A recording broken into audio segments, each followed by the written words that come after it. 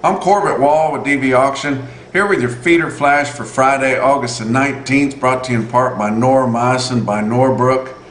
Noromycin 300 LA is effective and economical and is your go-to antibiotic for pink eye and foot rot in cattle. For more information, go to norbrook.com. Will placements cause a ripple? We've got a driving market right here going straight up and doesn't look like anything will stop it.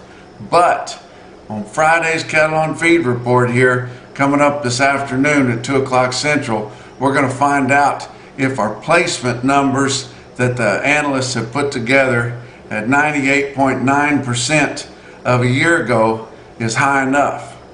Personally, I don't believe it's high enough. I think we had enough of these calves in Texas, in Arkansas, in southern Oklahoma and places like that. They were selling those cattle in a fire sale now, and just lines a mile long. And I realized the trailers weren't that big and there weren't that many cattle in them, but those cattle will add up. You compare that to a year ago, yes, there was a lot of cattle moving in the northern plains, especially up in western South Dakota, eastern Montana, and they don't have as many trailers, but they're a lot more full than the trailers were down in central Texas. But I just think that those numbers are going to overshadow that. But the USDA's cattle on feed estimate is just that. It's an estimate, and I don't know if their models are going to ring any more true than the analysts that put the average analyst guess together. So we're just going to have to find out. I think truly there are probably more cattle went on feed in July this year than they did last year. Whether they find those cattle with the USDA report or not, I don't know, but we're going to find out. And it's just like I always say, they're going to pull the covers back, and then we're just going to cringe until Monday morning to find out what the board does, and then that's going to lead to what our cash does next week. But sure hate to see a ripple coming in this driving market that we've got going on right now, but it's absolutely possible, and everybody's going to be paying attention to that cattle on feed report here on Friday. Talk about our beef imports have been up big. Now I realize we're short of cattle. We're really short of cows now because we've been killing so many of our beef cows, especially, that we're running short of cow meat. Now the other countries that we import meat from, it's not your middle cuts, and it's not that high quality beef that's grain fed and sweet that brings the big prices. But what we really need is brush fed or cow meat or something to grind to mix with their trimmings off of those fat cattle that we have to make our all important ground beef. Well, we have been importing a ton of it. Early year imports of beef are up 41.4% from other countries. From Brazil, early year U.S. imports are up 356% from a year ago. That is a ton. So, we think, my gosh, we're short of cattle here, but are we just going to keep importing more beef? We absolutely can import that brush-fed beef or that cow meat or something to grind up, but we can't those retail cuts and middle meats that everybody wants and bring such big prices to put on the grill here late this summer and early fall. But I tell you what, there's always a ploy from these packers to try to keep a big bullish market like we got right now from continuing up. But you look at your board on Thursday, August live cattle futures were down 47 cents at 141.27. Why were they down? Probably because they've been up all week is your main point, nothing other than that. October was down $1.10 at 144.75. Your back months on live cattle down 20 cents to down 95. Feeder cattle for August down 172 at 181.52.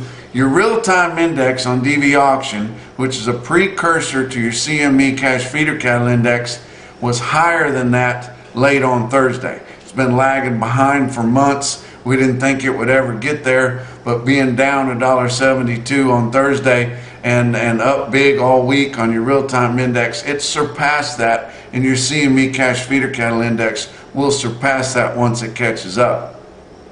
September feeder cattle futures down $1.85 at 185.27. Your back months on feeder cattle had a big spread in them, from down just a dime, which is on your farthest out traded month, to down 187 closer up. Chicago Board of Trade grain futures were up some. Why were they up? Probably because they've been down most of the week, and no other reason than that. But corn futures up 3 3/4 cents, closing regular trading on Thursday at 6.15 3/4 cents a bushel. Beans up 15 1/4 at 14.05 1/4. Fat cattle trade, it was really robust on Wednesday afternoon, and I told you guys that on our last visit, that they probably traded a lot more cattle after 2 o'clock, or probably after lunch, and they didn't get them put in before the 2 o'clock deadline because they're a little bit lax on that, especially when your market's going up. So that's all on your packers right there. But they traded a lot of cattle Wednesday afternoon. We traded a fair amount on Thursday. Colorado's confidential, of course, because we don't have 3 packers that are participating in the trade in Colorado, so we don't get to see that information.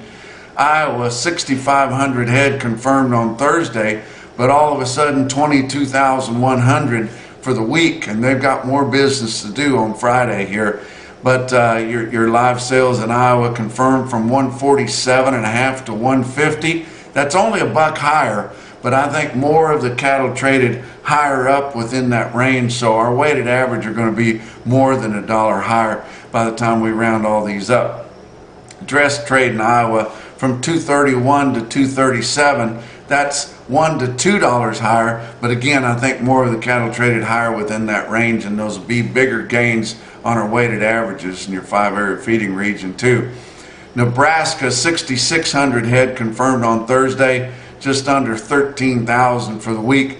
A lot more business to do in Nebraska. What will they do? Will they do it in the morning? Will they wait and see what the cattle on feed report is, which has absolutely nothing to do with current sales of fat cattle? But if they feel like that we have a bearish cattle on feed report, which a lot of other people think that too, they could wait till after the 2 o'clock report comes out and then try to buy them Friday afternoon or late Friday. So we'll see what happens there. But Nebraska sales live from 145 to 148. Dress sales from 233 to 237. Kansas had 6,500 head confirmed on Thursday, only just over 10,000 for the week, so they've got a lot of business yet to do. 142 was the main price. They did have some trade in northern Kansas at 143, likely to go over the line up into Nebraska or Iowa packing plants. A little bit of dress trade in Kansas, northern sales from 226 to 234. Texas sold 4,000 confirmed on Thursday, only 8,000 for the week, but that's probably all they're going to do. Had some 138, but it was mostly 142 in Texas. And that would be $2 higher in the Southern Plains, $6 higher than 2 weeks ago. Box beef cutout values were mixed.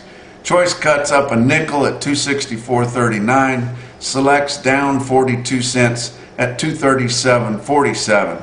Slaughter running at a pretty good clip so far this week, but likely going to have a disappointing Saturday, as we have basically ever since we come back from COVID. But with these higher priced fat cattle and not getting as many bought as they would have liked to have bought, we'll probably see a disappointing harvest on Saturday. But 499,000 through Thursday, that's a pretty good clip. That's 3,000 more than last week, 21,000 more than the same week a year ago. Your actual slaughter information come back for the week ending August the 6th. Had our average dressed steer carcass weight at 892 pounds. That's 2 pounds less than the previous report, so maybe we are starting to get through these cattle like we feel we are. And of course, that's 2 weeks late, but we're starting to get a little bit greener and more current on our show list right there. Talk about your feeder cattle market. Real-time index on DV auction, like I told you, was up again, just 21 cents. But late in the day, settling at 181.86, and that includes all your Thursday sales. It's always up to date and current. It's outrunning your latest CME Cash Feeder Cattle Index by quite a bit, as it settled at 179.86, latest available. But I promise you it will catch up with that, because it always does. Let's talk about your sales on Monday coming up this week, early in the week. Montgomery Stockyards, Montgomery, Alabama is having their last sale on Monday. It's a sad thing, especially for an old-time stockyard like that. I hate to see Montgomery Stockyards close down, but that's just the way of the world, guys. But they are going to have their last sale on Monday. There are going to be some mixed emotions on that. They are having a board sale. They do have 38 loads of video board sale. That'll be on dvauction.com on Monday. Those will be ryegrass yearlings coming off, and they'll be as good as you can get anywhere. But check out that sale on dvauction.com. Talk about your big sales on Thursday. How about winter livestock, Pratt, Kansas, 3,400 head. Feeder steers were $4 to $5 higher than last week. Calves $7 to $15 higher, and that's pretty typical as what we've seen on your comparisons all this week. Stick out sale in Pratt, 59 head, 929 pound steers at $178.85. How about Farmers and Ranchers Livestock in Salina, Kansas? They had 3,400 head, just like Pratt did, straight north of them in north central Kansas. Mostly steady to $6 higher. Did have a little variations in the trend there, but pretty good sale there in Salina, Kansas. How about your Zoetis stick out sale of the day on Thursday out of Broken Bow, Nebraska? We don't always talk about Broken Bow, Nebraska, but they had one hell of a sale on Thursday. 2,700 head as reported on Cattle Market Central. You look at this automated market report out of Broken Bow, Nebraska, and these weighted averages on these best tested weights are unbelievable. 277 head of 7-weight steers in Broken Bow averaged 733 with a weighted average price on all those 7-weight steers of $202.35. 621 head of the 8-weight steers in Broken Bow averaged $854 with a weighted average price of $186.36. 332 head of the 9-weight steers averaged $952 with a weighted average price on all those big 9-weight steers of $179.14. The biggest test of heifers was 425 head. 6-weight heifers, Broken Bow, Nebraska, averaged $655 with a weighted average price of $189.31. Some individual quotes from all around the circuit. How about Columbus Sales Pavilion in Columbus, Nebraska? 65 head, 934 pound steers at $185.25. How about Mitchell Livestock, Mitchell, South Dakota?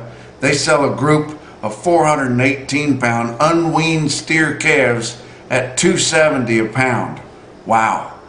Bluegrass Stockyard South, Stanford, Kentucky, sells 62 head of steers, weigh 739 at $196.75, standing in the ring in Stanford, Kentucky. Billings Live, Billings Livestock Commission in Billings, Montana, sells 64 head of steers, weigh 903 at $185.50. Getting up there close to your high quote for the day was at Broken Bow, Nebraska, at 161 steers, weigh 724 at $208.50. Nope, not quite. Your Mackerson top quote for the day, no BS, Fairview, Illinois Sale Barn, sells 61 steers, weigh 928 at $191.50. And that's your feeder flash for Friday.